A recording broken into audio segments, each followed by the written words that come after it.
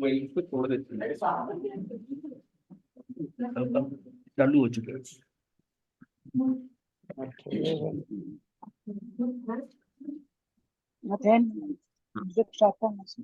हाँ जी, हाँ जी। विषय हमारा है आवेग और उपावेग। तो पहले जो विषय था ना, व्यक्त ज्ञान से अव्यक्त आत्मा का, वो हम कभी बाद में लेंगे, थोड़े दिनों बाद। वर्तमान काल में ज्यों ज्यों भौतिकता, सुविधावाद, उपभोक्तावाद बढ़ रहा है, क्यों तो धर्म संस्कारों की उपेक्षा होती जा रही है। यह परिवर्तन हमें निरंतर अपनी संस्कृति और संस्कारों से दूर ले जा रहा है। जो मनुष्य भौतिक मेटेरियलिस्टिक जीवन जीना पसंद करते हैं, वे केवल बौद्धिक विकास की चिंता करते हैं और वे बौद्धिक विकास को ही सर्वोपरि मानते हैं। आज के क्या है, आज के काल में जो है ना, सिर्फ ये देखा जाता है कि बच्चा कितना पढ़ रहा है, इंटेलिजेंट है, इसका पैकेज कैसे हो जाएगा, मतलब सारा भौतिकता का बात है। और फिर पैकेज कितना होगा, फिर सुविधाएं कितनी इकट्ठी कर सकता है। और उपभोक्तावाद में यह है कि नई नई चीजें आ रही हैं, तो उसके पास क्या हो रहा है। तो इससे क्या हो रहा है कि क्यों तो हमारी धर्म जितना जितना ये बढ़ रहा है, हमारी जो सोच इस तरफ ज्यादा लग रही है, भौतिकता की तरफ, क्यों क्यों धर्म संस्कारों की उपेक्षा होती जा रही है। ये परिवर्तन हमें निरंतर अपनी संस्कृति व संस्कारों से दूर ले जा रहा है। मतलब माता पिता भी कहते हैं कि बच्चा सुबह की 25 बॉल की क्लास में नहीं आ सकता, इसने स्विमिंग की क्लास में जाना, इसने स्केटिंग करने जाना। अब उनकी प्रेफरेंस भी है कि वो ज्यादा है, और 25 बॉल बच्चे का सीखना नहीं जरूरी। तो उनकी क्या है कि उन्होंने प्राथमिकता किसको दी है कि इस अभी अभी की जो है कि उसको जो है ना, मतलब स्विमिंग भी आनी चाहिए। और क्या है, अब स्विमिंग क्या है कि स्विमिंग आ जाएगी, तैरना आ जाएगा, पर संसार में डूबना आएगा। और जो संसार से तैरा सकता है उसकी तरफ ध्यान नहीं है। बच्चों को भी वही चीजें करा रहे हैं, वैसा ही उसके ऊपर उनका टाइमिंग है। एक्चुअली में बच्चे ओवरलोडेड हैं, तो 25 बॉल भी क्या करेंगे उनको। तो सुबह शाम ट्यूशन, स्कूल, क्लास, होमवर्क सब होता है। 2 पेज दे दो ना लिखने को, लिखे नहीं जाते।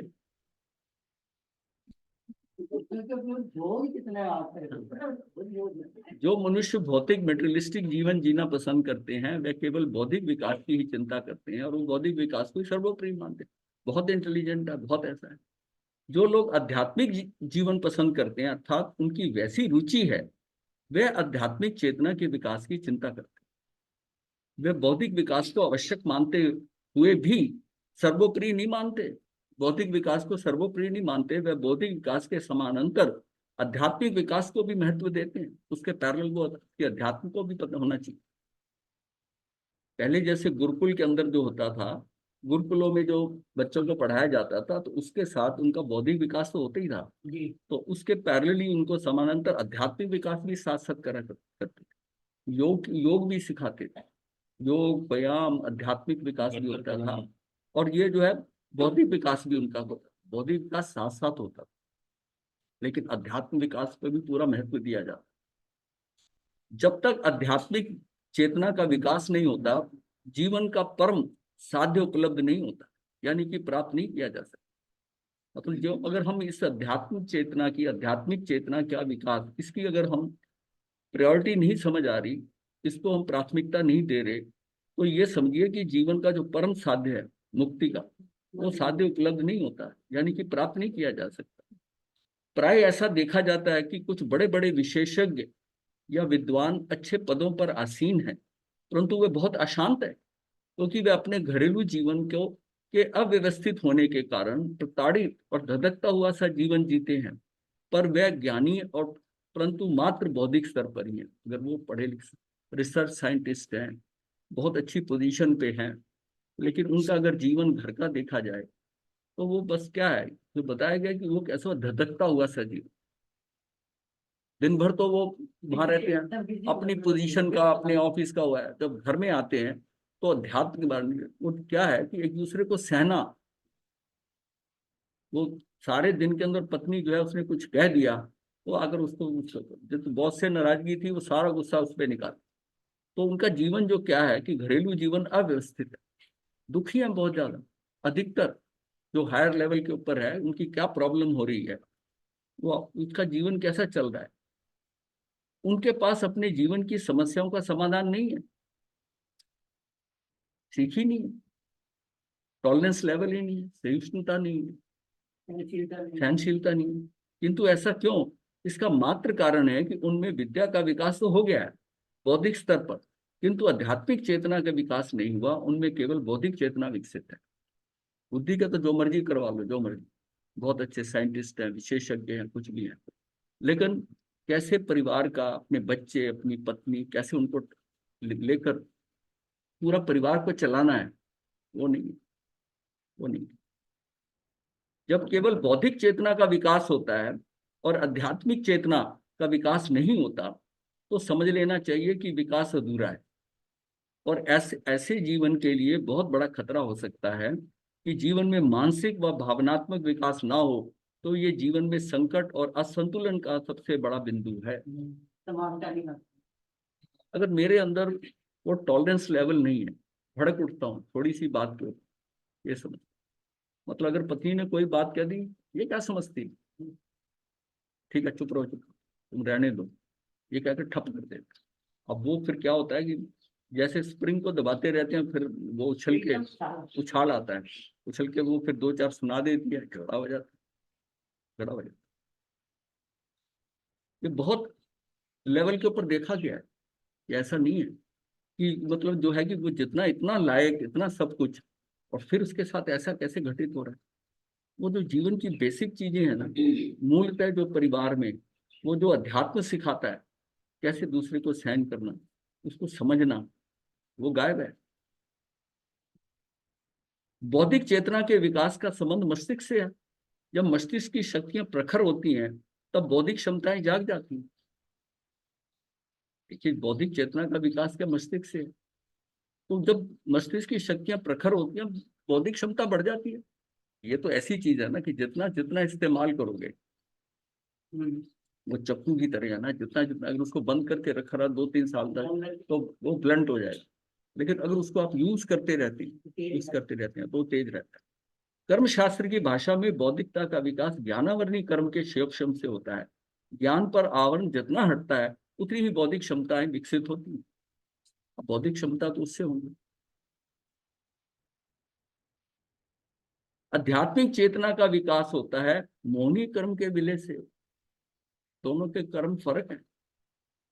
वो जो है सारा जो है वो ज्ञानावरणी कर्म का क्षयोक्षम से होता है। ज्ञान पर आवरण जितना हटता है, उतनी बौद्धिक क्षमताएं विकसित होती है। और आध्यात्मिक चेतना का विकास होता है ये मोहनी कर्म के विलय से। कर्म शास्त्र की भाषा में कहा जाता है कि जब मोहनी कर्म उपशांत होता है, क्षीण होता है, तब आध्यात्मिक चेतना का विकास होता है। आध्यात्मिक विकास की पूरी गाथा जुड़ी हुई है कि मोह के विलय से। सारा बात है कि जरा मोह जो है ना, मोह का विलय हो। यहाँ पर जो हम कह रहे हैं ना, ये आध्यात्मिक विकास का, ये उसका मोह का मतलब है कि दर्शन मोह, दर्शन मोह, कि मोह के विलय से है। मोह प्रबल है तो आध्यात्मिक चेतना का विकास नहीं हो सकता। मतलब उसकी दृष्टि जो है ना, वही ठीक नहीं है। दृष्टि जिस दृष्टि, तो आध्यात्मिक चेतना का विकास नहीं हो सकता। चाहे फिर वो कितना ही बड़ा विद्वान, विशेषज्ञ या वैज्ञानिक बन जाए, या फिर किसी ऊंचे पद पर आ जाए, यहाँ तक कि गुरु भी बन जाए। हाँ, गुरु भी है, हो गया तो ऊंचे पद पे आ गए, कुछ है वो देखो कैसे शिष्यों के साथ बात करते हैं। किसी ऊंचे पद पर आ जाए, बड़े बड़े बौद्धिक लोग भी आत्महत्या कर अपनी प्रखर बौद्धिक जीवन लीला को समाप्त कर देते हैं, क्योंकि उनमें जो अंतर्द्वंद होता है, जिसे वह समाहित नहीं कर पाते। ये द्वंद किसी भी प्रकार के शारीरिक, मानसिक और भावनात्मक स्तर पर होते, अंदर द्वंद चलते। ये द्वंद जो है ना, ये बहुत खराब है। अपने आप ही करते, अपने अंदर अपने आप ही करते। ये द्वंद किसी भी प्रकार के शारीरिक हो, मानसिक हो, भावनात्मक स्तर पर हो सकते हैं। जो मानसिक या भावनात्मक समस्याएं एक सामान्य मनुष्य में होती है, वे सारी की सारी किसी एक बौद्धिक विशिष्ट के भी होती है। जो एक सामान्य व्यक्ति है, जो समस्याएं उसकी हैं, मानसिक की, भावनात्मक, वो एक जो पढ़ा लिखा, उसकी भी तो समस्या तो वही है ना। बल्कि जो सामान्य व्यक्ति है, वो समझ जाएगा, वो अपनी प्रॉब्लम को बता देगा। जो बौद्धिक लेवल पे ऊपर है, वो अंदर ही अंदर घुटता है, वो किसी को बताने के अंदर कि मेरी ये स्थिति है या मेरे घर में ये चल रहा है, वो बताने के लिए उसको लगता है, उसको अपनी हद तक समझता है कि ये कहेंगे तुम इतना पढ़ा लिखा है, इतना बड़ी पोजीशन पे है और तुम घर नहीं संभाल सकता, अपना घर नहीं संभाल सकता। अंदर होता है, अहम भी होता है, अहंकार भी होता है। एक जिसको हम अंडरस्टैंडिंग कहते हैं ना, दो पार्टनर के बीच में अंडरस्टैंडिंग हो, बच्चों की अंडरस्टैंडिंग हो, सबको कैसे साथ लेके चलना है, क्योंकि सबके लेवल डिफरेंट है। अब उनको कैसे लेके चलना है साथ में, कैसे रखना, ये तो वो अगर ज्यादा पढ़ा लिखा है, ज्यादा बड़ा है घर में, उसको तो सबको लेके चलना है ना, सबको लेके चलना।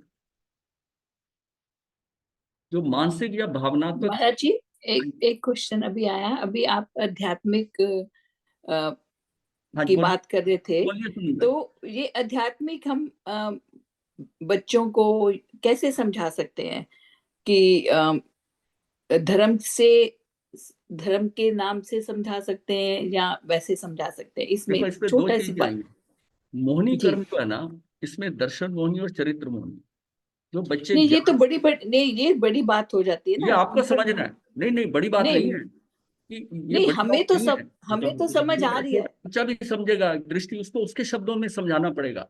कि उसको मान लिया वो क्रोध है, बच्चा जो चीज उठा के फेंक देता है, तोड़ देता है। वो मतलब बच्चे होते हैं रेवोल्यूशनरी, क्रांतिकारी बच्चे भी होते हैं।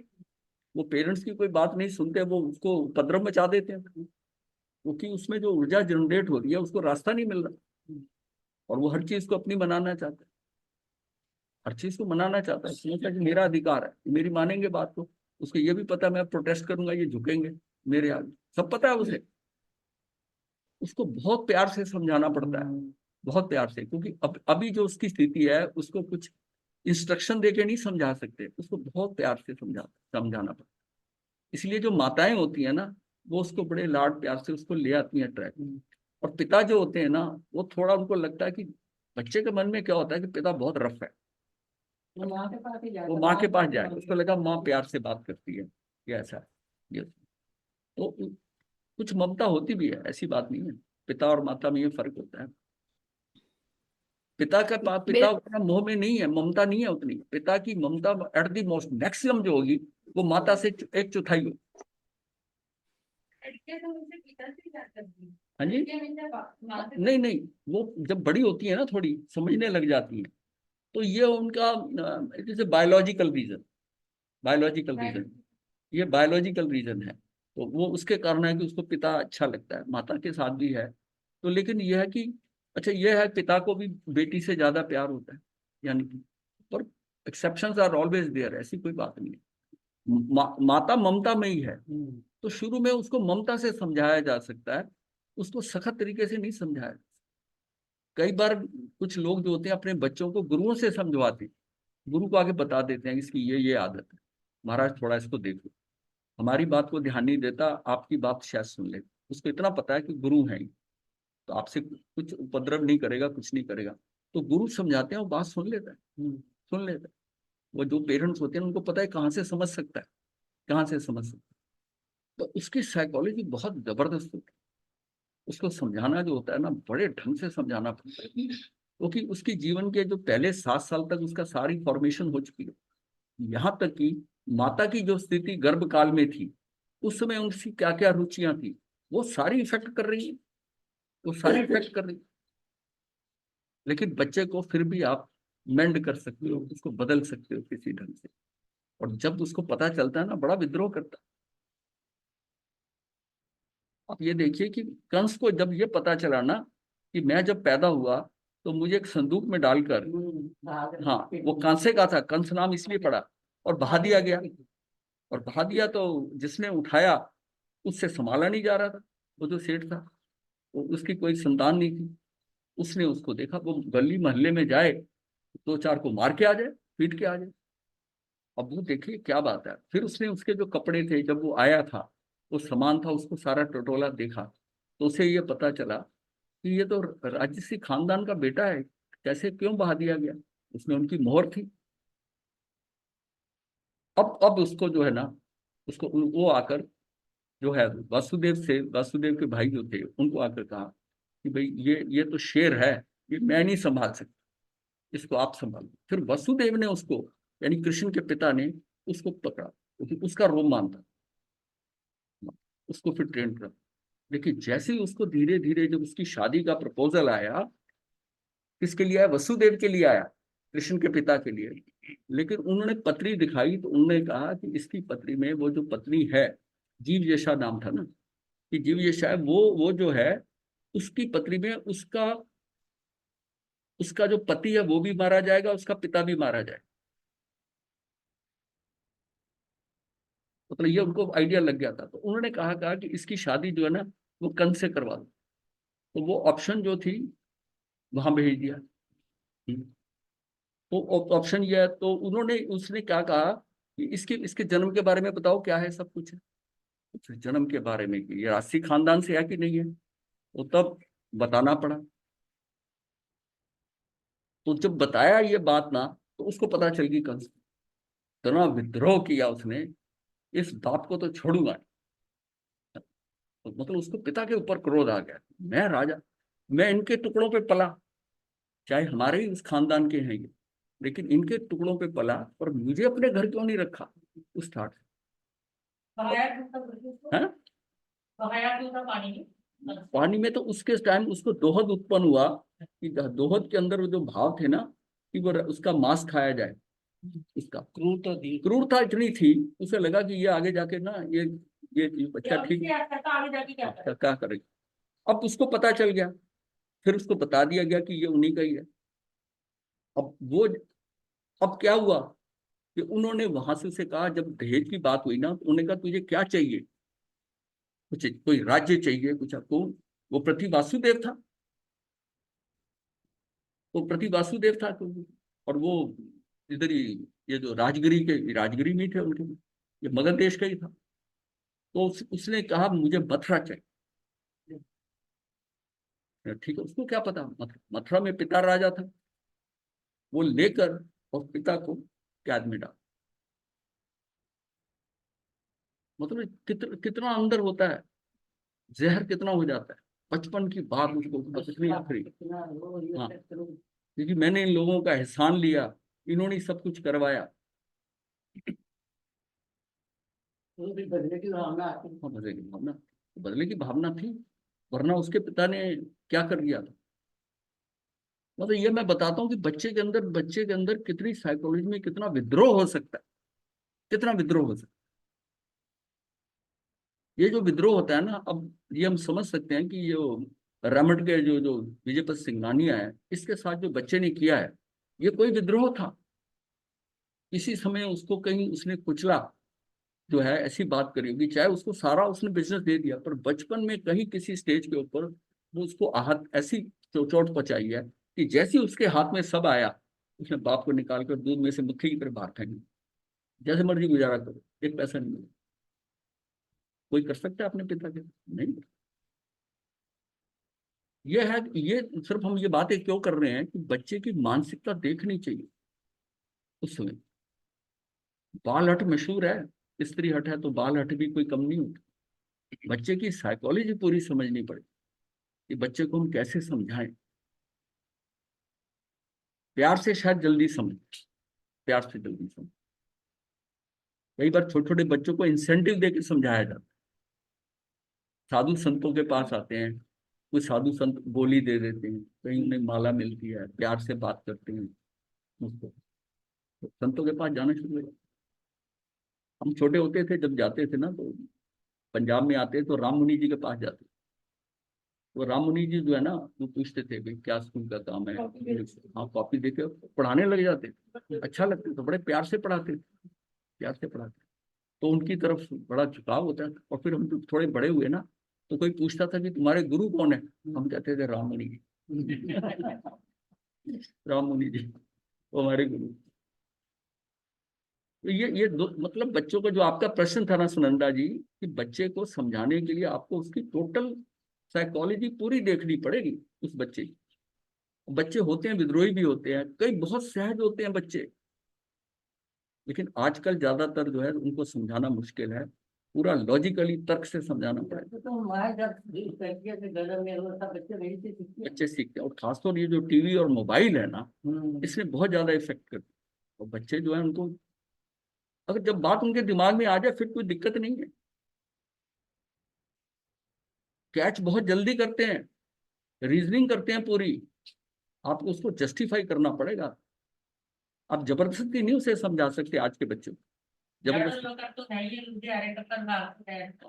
नहीं। आरे का प्रभाव होता है, पुद्गल वैसे हैं, सारा कुछ बातचीत ऐसी चल रही है, लेकिन हम तो है ना करेक्टिव एक्शन की बात कर रहे हैं कि करेक्टिव एक्शन के लिए एक्चुअली धर्म बताने से नहीं आता, फिर सीख नहीं जाता, दिखलाना पड़ता।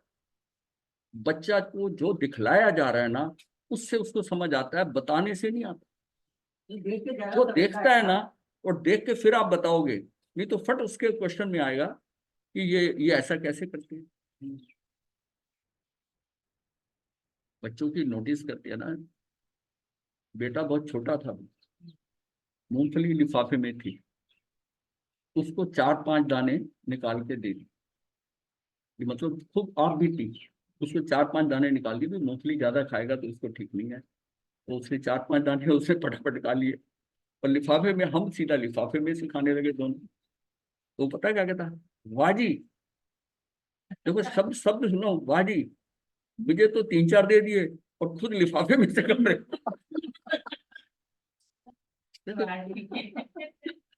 अब जरा समझो क्या बात है।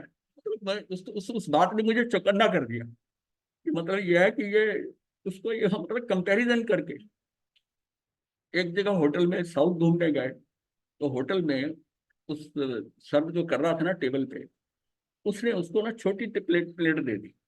हमारे पास तो बड़ी प्लेट थी, उसका बच्चा है, उसको छोटी प्लेट दे दी। मैं नहीं खाऊंगा, मैंने नहीं खाना खाना। देखा, धीरे ध्यान से देखा, क्यों नहीं खाना खाना, मैंने नहीं खाना। सब मेरी समझ में आ गई, तो अपनी प्लेट बड़ी उठा के उसके आगे रखी, छोटी उठा ली। मैंने कहा अच्छा देख ले, अगर खाना होगा खाना, फिर उसको खाना डाल। चुपचाप खा गया। मुझे मुझे छोटी प्लेट दे दी, मुझे छोटा समझ रहे हैं क्या। देखो वो कहाँ सोच में पड़ा हुआ है। ये एग्जाम्पल्स क्या होती हैं कि जैसे जो है ना, लड्डू कहीं से आए, माता, पिता और बच्चा बैठे थे, तो लड्डू देखकर ना पिता ने क्या करा, वो लड्डू तोड़ दिया। ये आती है एक चीज पढ़ने में, कि उसको तोड़ दिया, और तोड़ा और बच्चे को आधा दिया। हाथ मारा, मैं नहीं खाता, मैं नहीं खाता। हाँ मतलब मैं नहीं खाता, मतलब तोड़ के दिया ना, मैं नहीं खाता। तो माता ने देखा ना, माता ने दोनों टुकड़े अपने हाथ में पकड़े, उनको दबा के और गोल कर दिया, गोल कर दिया। फिर देख, पिता बड़े हैं ना, इनको बड़ा गोल, तू छोटा है तो तेरा छोटा गोल, ये कहकर उसको छोटा दे दिया, वो बड़ी ले लिया। अब वो समझ गया, अब समझ गया। जैसे ही उसने आधा करके दिया ना, वो उसने टॉयलेट नहीं किया। अच्छा, वो पत्नी कैसे थी कि पत्नी चाहती तो उसको पूरा दे सकती थी, लेकिन पति की पोजीशन डाउन होती, कि वो आधा दे रहा था, माँ ने पूरा दे दिया, दिया उसने उतना ही, उतना ही। वो बच्चे का ध्यान रख रही है, तो पति से अपनी इक्वेशन का भी ध्यान रख रही है, उसने उसी को ही गोल करके दिया। ये क्या है ये।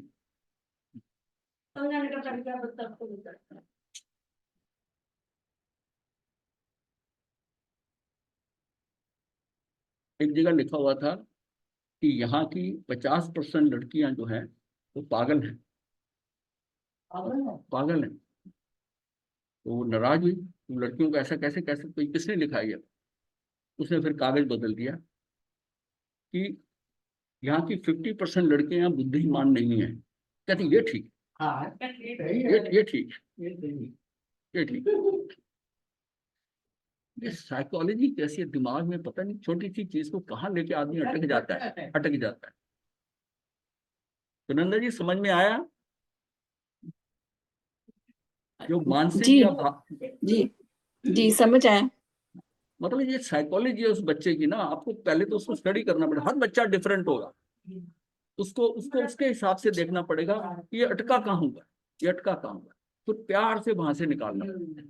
तुम्हारा ये जो बच्चों को समझाना है ना, वो आपको भी अपने आचरण में लाना पड़ेगा, तब वो वो तो मैं कह फॉलो रहा हूँ, वो तो करते हैं। पहले बात करी है कि अदरवाइज दे बताने डोंट से नहीं, फॉलो। दिखाना पड़ता है। आपको यस। उनको दिखाना है। आप घर में कोई मतलब उसको ये नहीं बताना सेम पड़ता कि चीज ही हमेशा सच बोलना चाहिए। वो देखता है मैं सबके दोनों सच बोलते हैं, सच दोनों बोलते ग्रैंड चिल्ड्रन के साथ ये दिखे है ना हैं। हाँ भाई, वो हाँ। पहले मुझे देखते हैं व्हाट यू आर डूइंग। वो तो फिर अगर वो आपने कर दिया ना, तो फिर तो आपको कोई दिक्कत ही नहीं होगी। हाँ। क्योंकि then they follow you, otherwise कहते वो हैं आप कितना, क्यों नहीं कर रहे वो हैं। जो ज्ञान है ना, वो कितना परसीव कर रहा है देख देख के। कई चीजें उसको बताई नहीं गई हैं, वो देख देख के परसीव कर रहा है कि ये ऐसा है, ये ऐसा है, सारा समझ रहा है। मतलब उसको झूठ का भी नहीं पता हो कि झूठ क्या होता ये तो हम सिखाते हैं, है। दो से पापा नहीं है। हाँ, वो झूठ है। उसको उसको समझाना पड़ता है कि बेटा गलत एक चीज होती है, झूठ अलग होता है। आप जो बात कर रहे हैं या मैं कोई बात आपको बता रहा हूँ, वो गलत हो सकती है। मुझे नहीं पता, मैं गलत कह सकता हूँ, पर मैं झूठ नहीं कह रहा। झूठ उसको कहते हैं जिसमें आपको पता है और फिर आप दूसरी तरह बता रहे हो, वो झूठ होता है। और ये गलत होता है। गलत से कोई ऑब्जेक्शन नहीं है, कोई भी गलत हो सकता है। मुझे अगर नजर आता है कि हमारे से कोई गलती है, कोई बता सकता है। तेरे माता पिता तेरे से झूठ नहीं बोलते। अगर उसके दिमाग में आ गया कि मेरे माता पिता झूठ बोलते हैं, तो ये बहुत डैमेजिंग है। बोलो हमें सारी चीजें पता नहीं, हो सकता हम किसी बात पे गलत हो। गलत होना और बात है, झूठ बोलना अलग।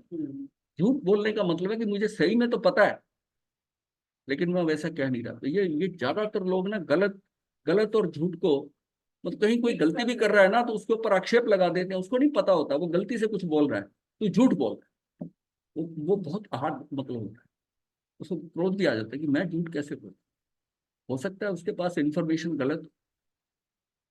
जो मानसिक या भावनात्मक समस्याएं एक सामान्य मनुष्य में होती हैं, वे सारी की सारी किसी एक बौद्धिक विशिष्ट मनुष्य में हो सकती हैं। वे समस्याएं ऐसे मनुष्य को इसलिए प्रताड़ित करती हैं और यहां तक कि उसे आत्महत्या करने को बाध्य करती हैं कि उसका मुख्य कारण है बौद्धिक चेतना का तो पूर्ण रूपेण विकास का होना, किंतु आध्यात्मिक चेतना का सुषुप्त होना, अर्थात विकसित नहीं होना। उसकी आध्यात्मिक चेतना विकसित ही नहीं हुई। तो जब ये हम सोचते हैं कि सब लोग डिफरेंट डिफरेंट जगह से आए हैं, अगर ये पता हो इसका टेस्ट अलग है, इसका टेस्ट अलग है, तो वो कैसे उसको एक्सेप्ट करेंगे। सबके टेस्ट अलग है ना, और हम चाहेंगे कि मैं एक ही डिश ऑर्डर करूं और सारे वही खाएं। अब हो सकता है कि पत्नी या बच्चों को ना पसंद हो। पहले टाइम पे यही होता था कि कहीं पहले तो बाहर जाते नहीं थे, जाते थे तो एक ही तरह का जो ऑर्डर कर दिया सारे खाते थे। कोई क्वेश्चन नहीं होता कि मेनू वो देखे वो देखे। उन्हें ऑर्डर कर दिया, थाली ऑर्डर कर दी, थाली कर दी, एक एक प्लेट करके अलग काटे उसको कर दिया। लेकिन वो है कि चॉइस। अब बच्चे क्या है, बच्चे मेनू पहले देखते, फिर बच्चों को आपको पूछना पड़ता है what would you like to take, तो वो कहता है मैं तो ये लूंगा, मैं ये लूंगा। तो फिर आपस में डिस्कस करके अदरवाइज उनको सेटिस्फेक्शन नहीं। बहुत समय बदल गया है ना, समय बदल गया। वो जैसा देखते हैं उसको सारी चीजें जो है ना, वो चाहिए कि मेरी चॉइस की। आपने मेरे से पूछा नहीं। आजकल जो रिश्ते होते हैं ना, उसमें वो कहते तेरा रिश्ता तय कर दिया। पहले ये होता था कि भाई तेरा तेरा रिश्ता मैंने वहां तय कर दिया है, फलानी जगह तय कर दिया है। तो आज की जो बेटियां वो कह देती हैं, आपने हमसे पूछना भी नहीं पूछा कि हमारी चॉइस क्या है। कम से कम ये तो पूछ लेते। बहुत डिफिकल्ट टाइम है। आप क्या है, बच्चे आपके उनको ग्रांटेड नहीं ले सकते। आप ग्रांटेड नहीं ले सकते। बड़ों में कमी आई है, तभी तो बच्चों के हिसाब से चलना पड़ता है। हाँ पीछे से रिश्ता कर दिया, गलत बात नहीं बर्दाश्त करते। हाँ, यहाँ तक कि उसे, हाँ मतलब उसका मुख्य कारण है बौद्धिक चेतना का तो पूर्ण रूप में विकास होना, किंतु आध्यात्मिक चेतना का सुषुप्त होना, अर्थात विकसित ना होना। लेकिन जो बच्चे छोटी सी एज में धर्म से जुड़ जाते हैं, गुरुओं के पास जाते हैं, समझते हैं, वो धीरे धीरे ग्रहण कर लेते कि कैसे बैठना है, कैसे करना है, गुरु कैसे हैं, वो क्यों बताते हैं। एज में फिर जाते हैं, हाँ फिर से समझ आते हाँ, वो होता है। बाद में थोड़ा मुश्किल हो जाता है। किंतु आध्यात्मिक चेतना का सुषुप्त होना, अर्थात विकसित ना होना, अर्थात जागृत ना होना। जब तक आध्यात्मिक चेतना का जागरण नहीं हो जाता, तब तक समस्याओं का व्यू को तोड़ा नहीं जाता, समस्याओं के व्यू को तोड़ा नहीं जा सकता। ऐसा चक्रव्यूह बन जाता है समस्याओं पर भी तोड़ा नहीं जाता। बौद्धिक और आध्यात्मिक इन दोनों के विकास का हमारे जीवन में एक वृत्त बनता है। यानी बौद्धिक एक साइड पे बौद्धिक है, हाफ सर्कल, और आधा आध्यात्मिक, और ये सर्कल पूरा कंप्लीट होता है। ये हमारे जीवन का विकास होता है। एक तरफ बौद्धिक है, एक तरफ आध्यात्मिक, दोनों साथ साथ चलेंगे। दोनों का समन्वय होना चाहिए। इन दोनों की समन्विति ही जीवन का सर्वोच्च विकास है। आध्यात्मिक चेतना के विकास के लिए मोह को समझना आवश्यक है। दृष्टि मेरी, मोह का मूल है राग और द्वेष। मोह किस लिए हो रहा है? राग द्वेष है। और राग द्वेष के द्वारा एक चक्र घूम रहा है, और वह चक्र है आवेग और उपावेग का। अब इसको समझेंगे कि उपवेग और आवेग क्या है। राग द्वेष है, इसलिए क्रोध, मान, माया, लोभ, ये चार जो मूल आवेग माने उत्पन्न होते हैं, मूल आवेग उत्पन्न होते हैं। राग द्वेष है, इसलिए हास्य, रति, अरति, भय, शोक, जुगुप्सा, घृणा, यानी जुगुप्सा मीन घृणा, काम वासना, पुरुष, स्त्री, नपुंसक वेद, ये सारे उपावेग उत्पन्न होते हैं। इन सब के मूल में राग द्वेष है। ये आवेगों की मतलब ये जो आवेग, ये आवेगों को अनुप्रेरित, जो उपावेग हैं, ये आपके आवेगों को अनुप्रेरित करते हैं, उनको बढ़ाते हैं। स्टार्ट वहीं से होगा, हमेशा जो उपावेग से स्टार्ट होगा, जाएगा आवेग के ऊपर जाएगा। आवेगों की पृष्ठभूमि में दो अनुभूतियां हैं, और जब तक ये राग द्वेष अनुभूतियां हैं तब तक आवेग और उपावेग की उत्पत्ति को नहीं रोका जा सकता। ये चक्र घूमता रहता है। कभी कोई आवेग उत्पन्न हो जाता है तो कभी कोई आवेग होता है। ये सच है कि परिस्थितियां भी इनकी उत्पत्ति में निमित्त बनती हैं, वातावरण भी निमित्त बनता है। आवेगों की तरतमता समूचे आध्यात्मिक चेतन के विकास का बोध चक्र है। राग व देश को एक शब्द से कषाय भी कहते हैं। कषाय चतुष्ट अर्थात क्रोध, मान, माया, लोभ के आवेग के तारतम्य का तीव्रतम प्रकार। ये क्या है? इनका क्रोध, मान, माया, लोभ का आवेग का जो तारतम्य है, जो उसका है वो डिग्री है, वो तीव्रतम जब होती है तो अनंतानुबंधी कषाय, वो अनंतानुबंधी कषाय है। तीव्रतर क्या है? तीव्रतर प्रकार क्या है? वो अप्रत्याख्यानी कषाय। मंद प्रकार है प्रत्याख्यानी कषाय है, और मंदतर प्रकार है स्वजलन कषाय। ये विषय को उसके साथ ना बढ़ाने के लिए उपवेग में ये धर्म को इस तरह सबसे जरूरी तो कषाय को समझना है। कषाय को समझना है। प्रथम कोटि का आवेग तीव्रतम दृढ़तम होता है। उस स्थिति में राग द्वेष की गांठ इतनी कठोर होती है कि सम्यक दृष्टि प्राप्त नहीं होती, सत्य को सत्य के रूप में स्वीकार करने की तैयारी नहीं होती। व्यक्ति का भौतिक जीवन मूर्छा में हो जाता है कि जागृति के बिंदु पर पहुंचने का प्रयत्न ही नहीं कर पाता। दृष्टि मूर्छित रहती है, यथार्थ हाथ ही नहीं लगता क्योंकि सुप्त रहता है। जैसे नशे में आदमी ठीक देख नहीं पाता, उसे यथार्थ का बोध नहीं होता। वो मतलब एक किस्म से उसकी जो है ना चेतना सुप्त है उसकी। और ये कषायों से बहुत जल्दी सुप्त रहती है, सुप्त होती है, उसे यथार्थ का बोध ही नहीं होता। मतलब ऐसा यथार्थ का बोध नहीं है। कृष्ण कृष्ण बोल रहे हैं कि इनको 5 गांव दे दो पांडवों, सारा इंद्रप्रस्थ रखे। अब ये जो है ना उसका कषाय क्या? अगर कषाय अनंत अनुबंधी है तो ये बात समझ में नहीं आई। मतलब अंदर इतनी मूढ़ता है और गृद्धता है कि मैं तो इनको सुई की नोक की जगह नहीं दूं। अब उसके एवज में तू क्या देगा, क्या होगा, उस पर ध्यान नहीं है कि उसका परिणाम क्या हो सकता है। नहीं तो इतना थोड़ा सा दे के तू कितने से छुटकारा पा सकता है? नहीं, क्या उसको क्या समझ नहीं आती थी? कोई इतना मंदबुद्धि था? नहीं ऐसी। मतलब उसके आगे, आंखों के आगे ऐसा फिल्टर लगा हुआ है कि मैं तो इनको इतनी सी जगह नहीं दूंगा, है सुई जितनी नोक की जगह नहीं। और उसकी प्राइस कितनी दी इस बात की?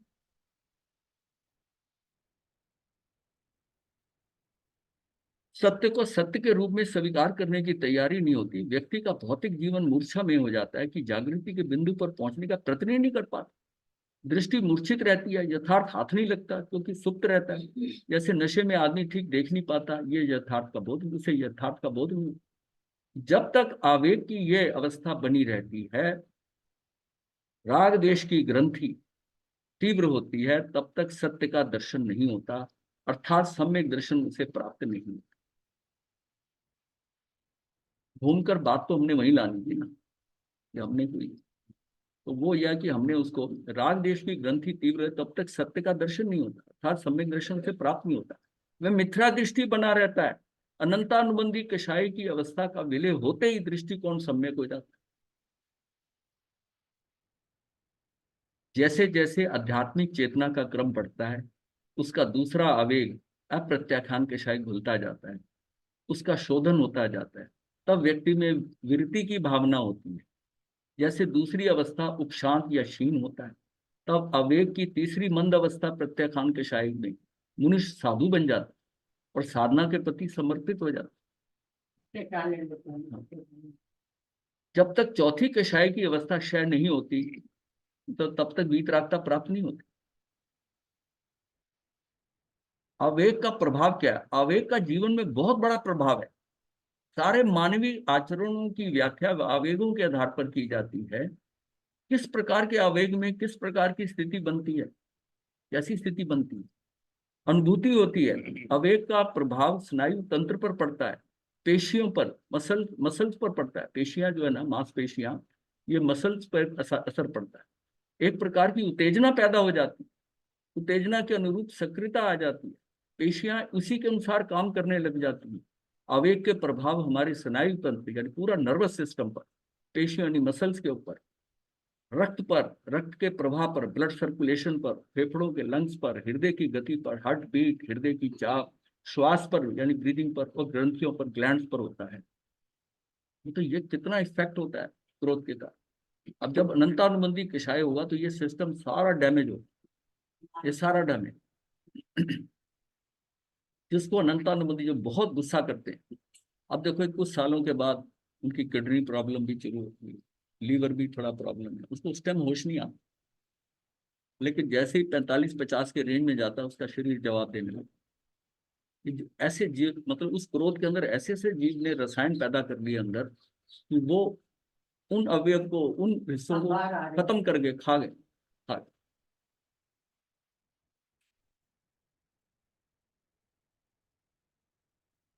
एक किताब है, एक बुक है, all is well, English, all is well, उन्होंने रिसर्च की है सारी, ऑल इज वेल में, उसमें सारी बीमारियां जो हैं उसके पीछे बेस में उसकी साइकोलॉजी क्या है, वहां उसकी सोच पड़ी हुई, उसी से उसकी बीमारियां चेक हो। ऑल इज वेल, ये उसका है, लेडी तो है उसका, लिली, वो एक कॉमेडियन लेडी थी ना, क्या नाम था, लूसी, लूसी, लूसी, वो एक्चुअल वो लूसी नहीं है, ये लूसी उसका नाम था, डॉक्टर है लूसी। एक तो लूसी कॉमेडियन थी, लूसी, ये लूसी डॉक्टर थी। है इसकी पूरी स्टडी है लोगों की मानसिकता पे, साइकोलॉजी के ऊपर, कैसे वो करती है। ऑल इज वेल, हृदय की गति पर, हार्ट बीट के ऊपर, हृदय की चाप पर, श्वास, मैंने देखा है जो बहुत क्रोध करने वाले हैं उनका क्या क्या हाल हुआ है, मतलब जिनके साथ बहुत क्लोज संपर्क था, कैसे उनका सिस्टम फेलियर हुए, कितनी छोटी सी आयु में कैसे सब चीजें डैमेज हुई। सबसे ज्यादा इफेक्ट तो अपनी बॉडी पे पड़ता है, सबसे क्रोध ज्यादा, और ईर्ष्या का। हाँ, सबसे ज्यादा क्रोध और ईर्ष्या का भी। जितनी भी आपकी, आपके रिएक्शंस हैं, हाँ जी, जितने आपके रिएक्शन है वो आपकी बॉडी पे असर डाल, आपके बॉडी पे असर, जितना आप सहज रह रहे हो जिंदगी में, सहज में रह रहे हो, आनंद में रह रहे हो, भय का आवेग आते ही स्नायु तरंगे स्टिमुलेट कर इंपल्स इंपल्स उठती है, वह तरंगे मस्तिष्क ब्रेन तक संदेश को ले जाती है, उत्तेजना पैदा हो जाती है जो पाचन संस्थान को भी प्रभावित करती है, पाचन प्रक्रिया अस्त व्यस्त हो जाती है, उत्तेजना मांसपेशियों तक पहुंचती है और फलत सक्रिय हो जाती है, मतलब हम पूरा सिस्टम डिस्टर्ब कर देते हैं। जब हम कहते हैं कि अगर आपने 5 मिनट का क्रोध किया, पूरे दिन की जो आपकी कार्य करने की शक्ति थी वो उतने क्रोध के अंदर खत्म हो गई, मतलब कितनी बड़ी डैमेज करनी इतने कम समय के। अब किसी ने क्रोध करा हो बहुत है, जिसमें इस आवेग में जहां उसकी बॉडी हिलने लग जाती है, आंखें लाल हो जाती है, उसको ये नहीं पता मैं बोल क्या रहा हूँ, जब वो सारा खत्म हो जाता है फिर देखो कैसा कैसे उस सिस्टम में कितनी बीमारियां उसको लग जाती, और सारा अंदर का सिस्टम जो है कहाँ कितना इफेक्ट कर जाता। उत्तेजना मांसपेशियों तक पहुंचती है और फलते सक्रिय जाती है। एड्रिनल ग्रंथि, ये आपकी किडनी के ऊपर ना, वो जैसे नेपोलियन का हेड होता है ना, इस तरह होती है। दोनों किडनियों के ऊपर जो है ना ट्रायंगुलर इस तरह ऊपर से कवर किया होता है। किडनी तो जैसे होता है लोबिया का बिन, लोबिया जैसी होती है, हाँ हाँ, वैसी होती है। और उसके ऊपर के साइड में ना ये एड्रिनल ग्लैंड होती है। तो ये इसमें सीक्रेशन होती है बॉडी में, वो जाकर जब मिलती है तो उसमें क्या होता है, एकदम जैसा बीपी हाई हो जाता है। या उसमें अगर सीक्रेशन ज्यादा होगी, अगर जितनी चाहिए उस सिस्टम में कम होगी तो रंग पीला पड़ेगा, उसमें रंग लाल हो जाएगा। और पीला पड़ेगा तो ये भी नुकसान कर रहा है। तो जब तक हम चीजों को, वो जो इम्पल्स आ रही है आपको ऐसा करने की, सहज भाव में ले लो ना। सहज भाव में कैसे लोगे, ये सब कुछ व्यवस्थित है, कोई आपको कुछ नहीं कर रहा। ये बात अगर दिमाग में होगी तभी तो आप टॉलरेट करोगे, नहीं तो ये आपको होगे कि इसने मेरे साथ ऐसा क्यों किया। और इसी को अगर पकड़ के बैठोगे तो ये कितनी डैमेज हो जाएगा। उसने जो किया ना, वो तो बहुत थोड़ा किया। आपने आपने उसके परिणाम में अपना कितना जो है, हाँ हाँ, मतलब सेल्फ डैमेज होती है, सेल्फ डैमेज होती है। जो पाचन संस्थान को भी प्रभावित करती है, पाचन प्रक्रिया अस्त व्यस्त हो जाती है, उत्तेजना मांसपेशियों तक पहुंचती है और फलते सक्रिय हो जाती है। एड्रिनल ग्रंथि का स्राव अधिक होता है, उसके कारण व्यक्ति में कुछ साहसिक कार्य करने की क्षमता जागृत हो जाती है और मनुष्य साहसिक बन प्रहार करने की स्थिति में आ जाता है। मतलब एकदम उत्तेजित भी हो जाता है। एड्रिनल ग्लैंड में उसकी सिक्रेशन ज्यादा हो गई एकदम, वो एकदम उत्तेजित होकर वो हाथ उठा ले, कुछ कर दे। और ये भी हो सकता है वो डर के मारे कांपने लग जाए। तो मनुष्य साहसिक बन प्रहार करने की स्थिति में आ जाता है। ये सारा शारीरिक परिवर्तन आवेग के कारण होता है। फिर बाहर से उसके लक्षण भी दिखाई देने लगते हैं, उन जिनके आधार पर हम समझ सकते हैं कि व्यक्ति भयभीत है, क्रोधी है। मतलब कितना, उसके आधार पर हम समझ सकते हैं व्यक्ति भयभीत और क्रोधी है। मतलब कई बार सिचुएशन को देखकर, सिचुएशन में तो अनंत वीर है हमारे। तो एग्जाम्पल ये आती है वियतनाम वार की, कि जो 4 अमेरिकन सोल्जर थे जीप में बैठ के जा रहे थे, 2 आगे बैठे थे, एक ड्राइव कर रहा था और 2 पीछे बैठे हुए थे जीप में। तो एक ऐसी गली के सामने आए जो कि बिल्कुल डेड एंड पे थी, सामने टी पॉइंट की थी, और सामने देख रहे हैं कि गुरिल्लाज आ गए और उनके हाथ में बंदूकें हैं। अब ये सोचे, वो गली इतनी कम चौड़ी थी कि वो उसमें गाड़ी को घुमा नहीं सकते थे। एकदम उन्हें लगा कि मौत, कि वहां से वो फायरिंग करेंगे तो वो ज्यादा है। मान लिया हम भी फायरिंग करते हैं, हम एक दो को हम कर रहे हैं, लेकिन हम तो चारों जाएंगे। चारों ने छलांग लगाई, अभी डिस्टेंस था, चारों ने बाहर छलांग लगाई, जीप को उठाया और जीप को घुमा दिया। चारों ने उस स्पीड पे चारों ने जीप को घुमा दिया और भाग गए। वहां जाकर उन्होंने बताया अपने मेजर को कि भाई ऐसा ऐसा हुआ, सिचुएशन आ गई थी और हमने ऐसा किया। उसे चारों को बुलाया और कहा ये जीप को उठाकर घुमा दो। नहीं, नहीं हिला सके, नहीं हिला सके। उस समय वो अंदर से जोश आ जाता था, वो आ जाता है। वो कहते हैं ना सर्वाइवल, क्वेश्चन ऑफ सर्वाइवल, मरने का, जीना या मरना। उसमें चारों ने क्या क्या शक्ति लगाई होगी और उसको घुमा दिया। अब वो जोर लगा रहे हैं, उससे उठ नहीं रही। तो ये क्या होता है, ये सारा है। बच्चों का भी ये परिस्थिति का संबंध हिंसा से भी है, हिंसा से भी है, हिंसा से भी है। हिंसा से भी है। अगर उसका बांध नहीं रोका, रोक गया, वो इम्पल्स आगे बढ़ गई तो वो करेगा, वो करेगा, हिंसा से भी करेगा। कई होता है ना कि उस हीट ऑफ द मोमेंट में कर गया और बाद में रियलाइज करते हैं मेरे से ये क्या हो गया।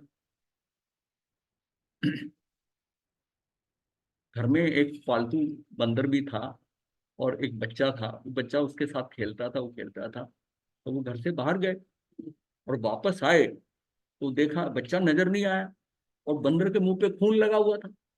उनकी निगाह जैसे जैसे ही उनको बंदर के मुंह पे खून लगा देखा, एकदम भड़क उठे, बंदर मार दिया। और बाद में देखा बच्चा जो है वो बेड के नीचे उधर साइड में है, उधर है, और वहां एक सांप पड़ा हुआ है मरा हुआ। और वो बंदर ने उसको पकड़ के मारा, वो खून लगा हुआ था उसके मुंह। अब ये क्या है, ये सारा डिसीजन जो बना कितना उस हीट ऑफ द मोमेंट।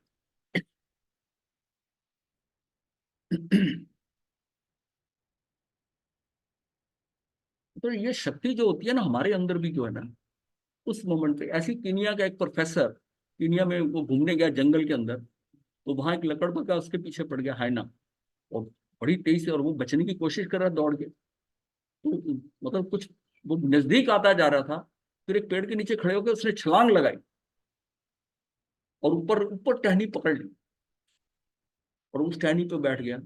और सुबह पता चला कि ये वर्ल्ड रिकॉर्ड, ओलंपिक रिकॉर्ड तोड़ दिया हाई जंप। कभी कभी कभी उसने ऐसा नहीं किया था, उसमें जान की, अपनी जान बचाने के लिए उसके कितनी शक्ति आ गई उसके अंदर।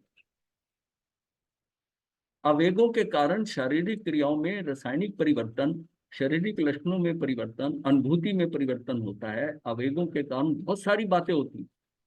इसके साथ एक बात पहले जोड़ दें और एक बात पीछे जोड़ दें, ताकि आवेगों के प्रभाव का सही निष्कर्ष समझ सके।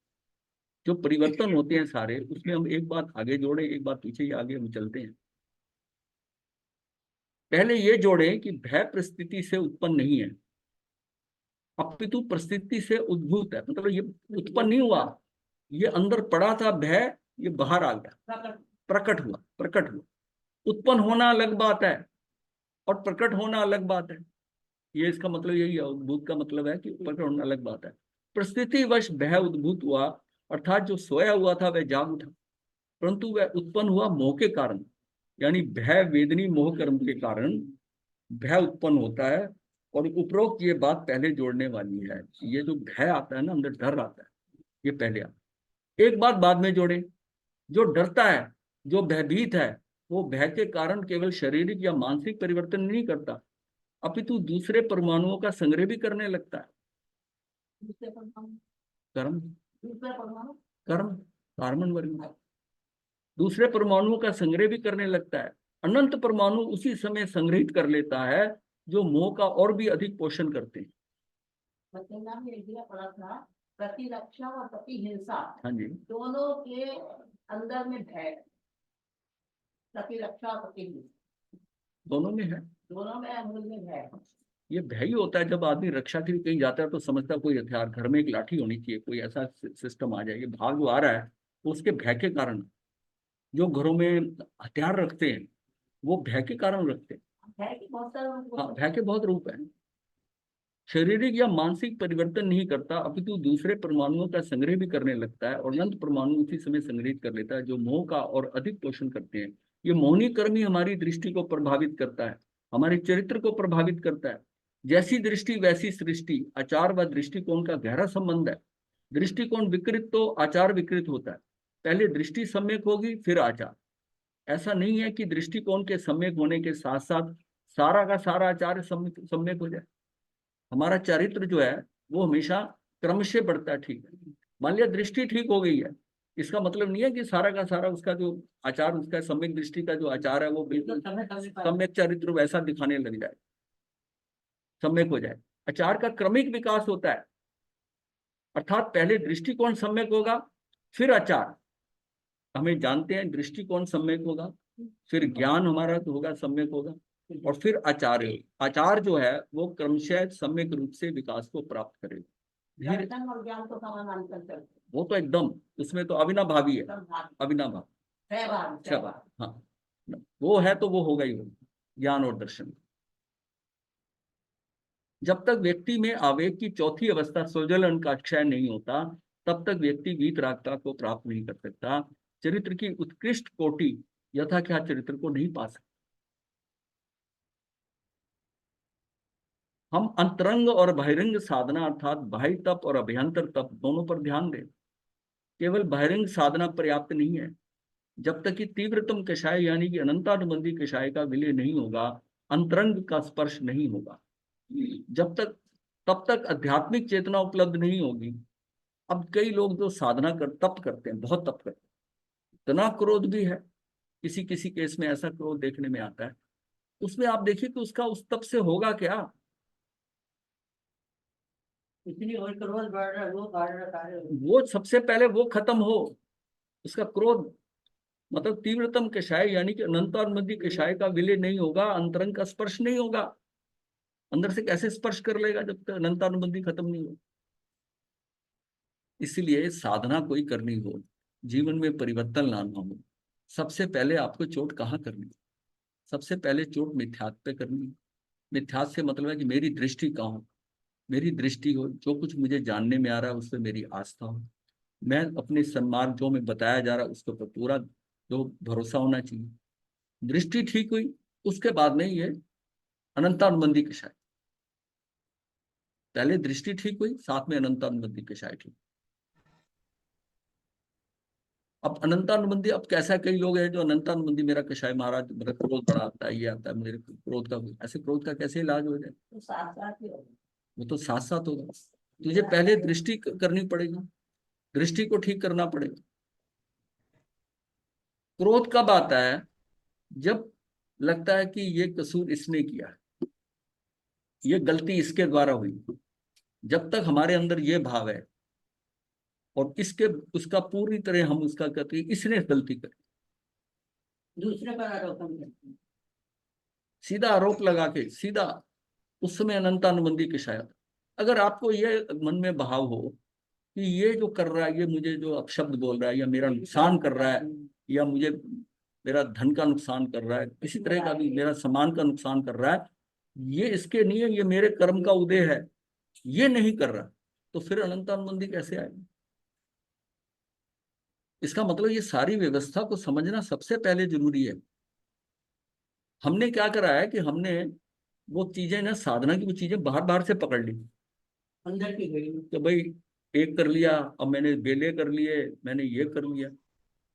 वो करना गलत नहीं है, पर उसका रिजल्ट नहीं आएगा, उसका रिजल्ट नहीं आएगा। तुझे ये समझ में आ गया कि बाहर सारी व्यवस्था सबके हिसाब से हो रहा है, कोई तुझे दुखी कर ही नहीं सकता, कोई तेरा नुकसान कर ही नहीं सकता, ना तू किसी का नुकसान कर सकता, कोई मेरा भला नहीं कर सकता, ना मैं किसी का भला कर सकता हूँ। फिर दोषी कौन? दोषी तू स्वयं, तेरे किए हुए कर्म आ रहे हैं, पूर्वकृत कर्म आ रहे हैं, उसके कारण सारा खेल बिगड़ रहा है बाहर में। अगर ये बात समझ में आती है तो फिर किसको दोष देगा? कोई आपको कुछ भी कहता रहे तो दोषी नहीं नजर आए। हाँ, अपने को सारी दुनिया थोड़ी ठीक करनी है, अपने को तो अपने को ठीक करना है, अपने को ठीक करना है। और मैं इस दृष्टि से नहीं देखता हूं, और मैं दूसरे के ऊपर इस बात करता हूँ कि तेरे कारण ऐसा हो।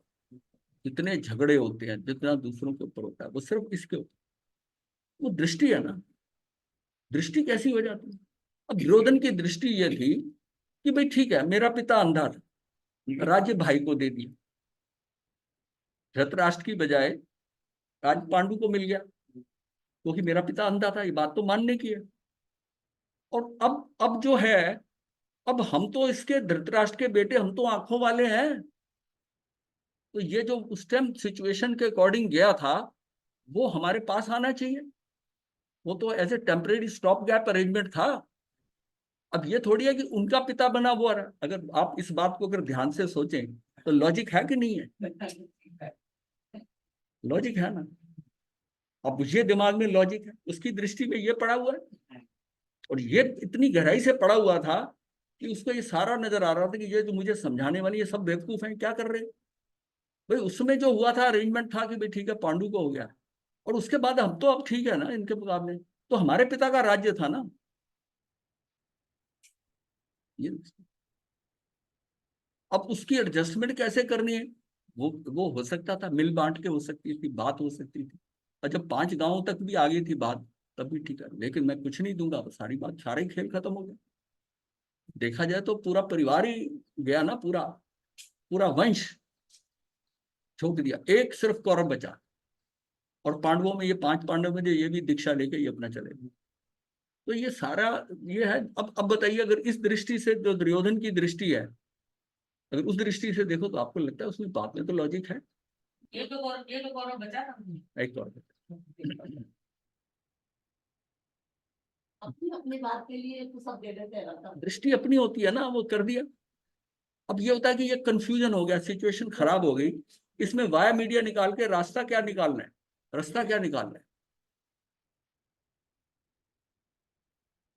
तो ये जो बात है, तीव्रतम कषाय यानी कि अनंतानुबंधी कषाय का विलय नहीं होगा, अंतरंग का स्पर्श नहीं होगा, तब तक आध्यात्मिक चेतना उपलब्ध नहीं होगी। बहिरंग साधना से व्यवहार की पूर्ति तो हो सकेगी, किंतु आध्यात्मिक चेतना का विकास नहीं हो पाएगा। जैसे कि सांप केंचुली त्याग दे, विष ना त्यागे तो परिवर्तन निरर्थक है। सांप अगर केंचुली त्याग दे अपनी ऊपर की, वो तो उसे त्यागनी पड़ती है, वो त्यागता है, लेकिन वो विष नहीं त्यागे। बात तो विष त्यागने की है। अगर सांप केंचुली ना त्यागे हाँ तो उसको नुकसान हाँ, अंधा हो जाता है। अंधा हो जाता है उसकी अंधा हो तरह। हाँ, ऊपर की स्किन सारी जलती सारी है। हो जाती है ना। आपका कैटरेक्ट का ऑपरेशन क्यों होता है? कैटरेक्ट का ऑपरेशन क्या होता है? वो जो झिल्ली हटाते हैं ना कैटरेक्ट में अंदर, ये तो उसके पूरे शरीर पे झिल्ली आ जाती, पूरे शरीर पे झिल्ली आ जाती। पूरे की पूरी साबुत छोड़ देता है। हाँ, सारी सब। लोग इसको पता कैसे ले जाके रखते हैं, हाँ, उसको तुरंत इसको मानते हैं। यहाँ पड़ी हुई थी, ये जो बेड़ी है ना, बेड़ी के पास हाँ। पड़ी हुई थी। ये बड़ी थी। हम कर्म शास्त्र के रहस्यों को समझे बिना आध्यात्मिक विकास के सूक्ष्म रहस्यों को नहीं समझ सकते। इसलिए हमें कर्म शास्त्र की गहराइयों में उतरकर उसके रहस्यों को पकड़ना होगा। वीतरागता अर्थात मुक्ति की ओर बढ़ने के लिए जो एक बाधा बनी रहती है, वह है व्यक्ति की आकांक्षा, अतृप्ति। अवृत्ति में व्यक्ति की इच्छा प्रिय वस्तुओं को भोगने की और अग्रसर होती है। तो कभी अनुकूलता चाहता है, मनोज्ञता चाहता है, अमनोज्ञता से बचना चाहता है।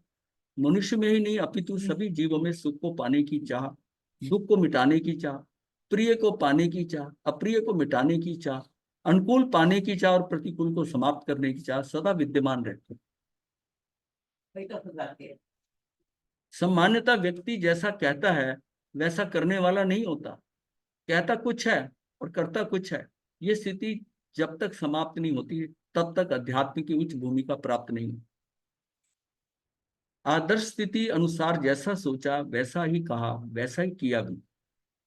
ये हमारी आध्यात्मिक चेतना का विकास क्रम है। ये हमारा मोह के विलय के आधार पर होता है। तो हम किस प्रकार मोह को क्षीण करें, ये साधना का केंद्र बिंदु है। विकास के लिए मोह को शांत करें, राग द्वेष को कम करें, इस प्रकार जिए कि कषाय उत्तरोत्तर क्षीण होते जाए। उत्तरोत्तर कषाय मतलब मेरी साधना क्या है? सबसे बड़ी साधना क्या है? कि मुझे अपने कषायों को धीरे धीरे कम करते जाना है। कषाय कम होते, मैं जो रिएक्शन करता हूँ, इसने मेरे साथ ऐसा करा, ये ऐसा करा, ये रिएक्शन में फंसा हुआ है। जो रिएक्शन में फंसा हुआ उसका कुछ नहीं होगा, उसका कुछ नहीं होगा रिएक्शन। आप उसमें भी यही सोचो कि ये जो कुछ हो रहा है ये व्यवस्था में पड़ा हुआ है, ये गलत नहीं कर रहा, ये एज ए निमित्त ही काम कर रहा है, निमित्ताधीन दृष्टि रख, तो फिर सारा खेल ठीक रहेगा। और मन में ये भाव आ गया कि इसी ने मेरा नुकसान किया, फिर बात वहीं की वहीं खत्म हो जाए। इसके लिए आवेगों पर नियंत्रण बढ़ाएं। कर्मशास्त्र की भाषा में आवेग नियंत्रण की 3 पद्धतियां हैं: उपशमन, क्षयोपशम और क्षयीकरण। 3 पद्धतियां हैं कि हम इसको कैसे करें। उपशमन क्या है? मनोविज्ञान की भाषा में इसे दमन की पद्धति कहा गया है। व्यक्ति आवेगों का दमन करता चला जाता है। मन में जो इच्छा उत्पन्न हुई, जो भी आवेग आया, उसे रोक लिया, शांत कर दिया, दबा दिया। मनुष्य दबाता हुआ और कर्मों का दमन करते करते अध्यात्म विकास की 11वीं भूमिका तक जा सकता है, यानी कि गुण स्थान 11वें गुण स्थान तक जा सकता है। ये दमन का रास्ता विलय का नहीं है। दबा हुआ कषाय उभरता है, साधक नीचे लुढ़क जाता है, वह उन्हीं आवेगों से आक्रांत हो जाता है। दमन की पद्धति को अस्वीकार नहीं किया जा सकता, किंतु यह पद्धति मनुष्य को लक्ष्य तक नहीं पहुंचा पाती, उसको 14वें गुण स्थान तक नहीं लेके जाएगी। कषाय ने कहा उत्प्रेरक कहा है। हाँ, उत्प्रेरक है। तो इस तरह से देखा तो कैटलिस्ट जो है, हाँ, वो भी दोषी है। नहीं, दोषी होने की बात नहीं है ना, उसका उस तरह से सोचो ना, उधर से। हाँ, हमारी तरफ भी नहीं सोचो। हाँ, अपने लिए सोचो ना कि मेरे अंदर वो है, तो बेस में स्टार्ट तो वहीं से होगा ना। इसके लिए इसका नाम उप आवेग दिया है। हाँ, इसलिए उप आवेग है, उप आवेग। और फिर ये आवेग में जाएगा। उप आवेग तो बस प्रेरित कर दिया, भय से प्रेरित हुआ, और बाहर क्रोध जो दिखाया आपने, वो आपका आवेग आ गया। अंदर भय पड़ा है, भय नौकशाई का हिस्सा है। और ये प्रोपोर्शनेट होते हैं, प्रोपोर्शनेट होते हैं। जैसे जैसे मेरे नौकशाई जिस लेवल गया, उसका ऊपर वाला भी वैसे ही है। अगर वो ऊपर वाला कम होता जाएगा तो ये भी कम है, ये भी कम है, तो मेरे अंदर भय निकल जाएगी, भय निकल जाए। कर दो क्लोज कर दो फाइल क्लोज करो यहाँ से।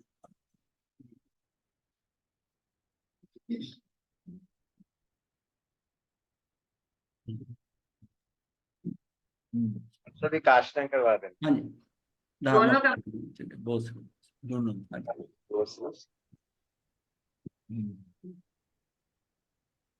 नमो हरिहंताय नमो सिद्धाय नमो हरिहंताय नमो वज्राय नमो लोय सहिताय चतारि मंगलम हरिहंता मंगलम सिद्धा मंगलम साहो मंगलम केवली पनतो धम्मो मंगलम चतारि लघुकुमारी हंता सिद्धा नमो साहो लघुकुमार केवली पनतो धम्मो मंगलम चतारि शरणं प्रवज्यामि हरिहंते शरणं प्रवज्यामि सिद्धे शरणं प्रवज्यामि साहो शरणं प्रवज्यामि केवली पनतं धम्मं शरणं प्रवज्यामि हरिहंता जी का शरण सिद्धा जी का शरण साधुओं का शरण केवली धन का शरण चार शरण सुख करने मंगल करने सदा हे मथेन मथेन वंदन मथेन मथेन वंदन। वंदन